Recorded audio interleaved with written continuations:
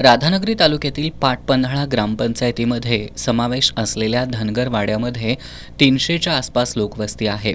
मुख्य रस्त्यापासून 750 फुटावर हा धनगर वाडा आहे. गेल्या अनेक वर्षांपासून इथले नागरिक पक्क्या रस्त्याची मागणी करतायत, पण अद्याप त्यांची मागणी पूर्ण झालेली नाही.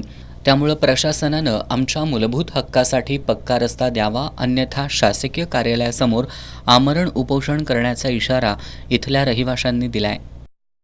150 वर्षापासून जे वहिवाटीचा रस्ता आहे त्याच्यासुद्धा काही लोकांना की चरी मारून तो रस्ता बंद केलेला आहे आणि तो रस्ता बंद करणारा हा ग्रामपंचायतचा कर्मचारी असल्यामुळं इथं आम्हाला ग्रामसेवकचं पण जरासं संशयास्पद वाटते.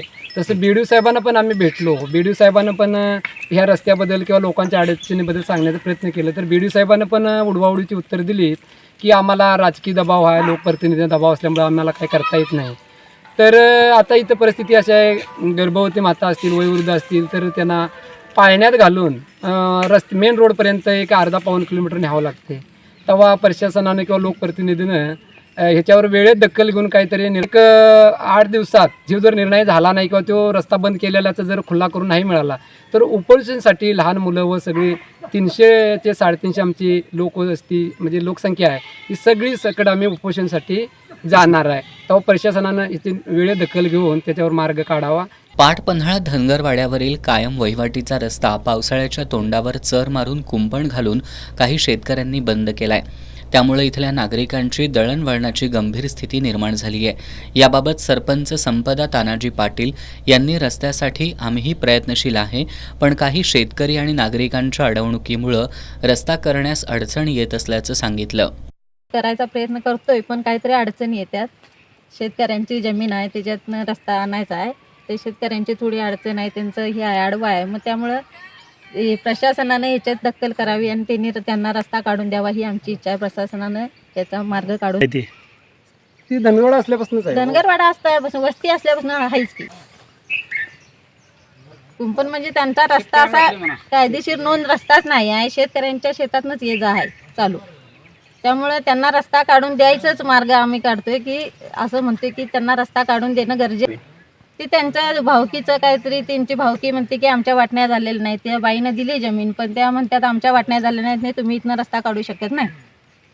त्यामुळे आम्हाला गावाचं कसं सगळ्याच गावाचा विचार करायला लागतंय. त्यामुळे आम्ही काय स्वतः हे करू शकत नाही.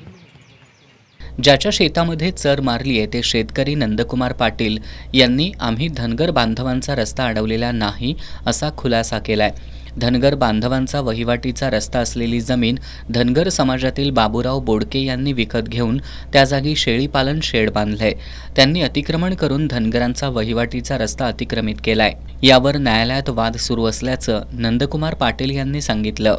ज्या बाबूराव बोडके यांनी घर बांधले ते जी काय वहिवाटीची 150 वर्षापासून जी वहिवाटीची जो काय रोड होता त्याच्यावर अतिक्रमण करून त्यांनी तो घर बांधलेला आहे आणि ते पूर्णपणे कंपाऊंड घालून ते सील केले. आमच्या स्वतःच्या जमिनीतून त्यांना आम्ही वाट मोकळी करून रस्ता काढून दिली, पण देताना आम्ही त्यांना असं सांगितलं की तुम्ही रस्ता काढताय मान्य, पण पावसाळा यायच्या अगोदर ते आम्हाला होतं तसं आमचं शेत करून द्या.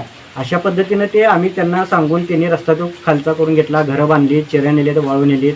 त्याच्यावर धनगर वस्तीचं हे काम पूर्ण झालेलं आहे आणि त्यानंतर त्यांनी परत तो रस्ता होता तसा आम्हाला सरळ करून दिलेला आहे. त्यामुळं धनगर वस्तीचा रस्ता अडवणं किंवा चर मारणे किंवा नांगरणे ह्याच्यात काही तथ्य नाही आहे, हे त्यांनीच करून दिलेलं आहे. आणि जे काय त्याला JCB वापरला त्याच्यासाठी पैसेसुद्धा त्यांनीच भागवलेले आहे. आणि दुसरी गोष्ट, जर का आम्हाला धनगरवाड्यातला जर का आम्हाला म्हणजे रस्ताच द्यायचा नसता किंवा त्यांना आम्हाला सहकार्यच करायचं नसतं, तर विषय काय आहे की स्वतः मी माझी 3 गुंठ जमीन मी त्यांना पाण्याची टाकी बांधायला दिली. त्याच्या जो काय त्यांचा जो काय पूर्वीचा रस्त्याचा जो मार्ग आहे तो शासनाच्या दरबारी त्याचा खटला चालू आहे. ज्यावेळेला तो खटला पूर्ण होईल त्यावेळेला शासन त्यांना रस्ता काढून देईल.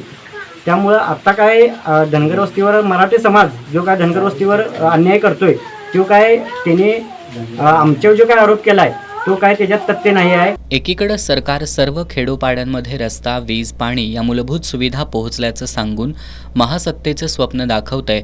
मात्र राधानगरी तालुक्यातील पाटपन्हाळा धनगर वाड्यावर स्वातंत्र्याच्या 78व्या वर्षातही पक्क्या रस्त्यासाठी नागरिकांना झगडावं लागतंय. याकडे प्रशासनानं लक्ष देऊन धनगर बांधवांना हक्काचा रस्ता देण्याची गरज व्यक्त होतीये. एस न्यूजसाठी नामदेव कुसाळे.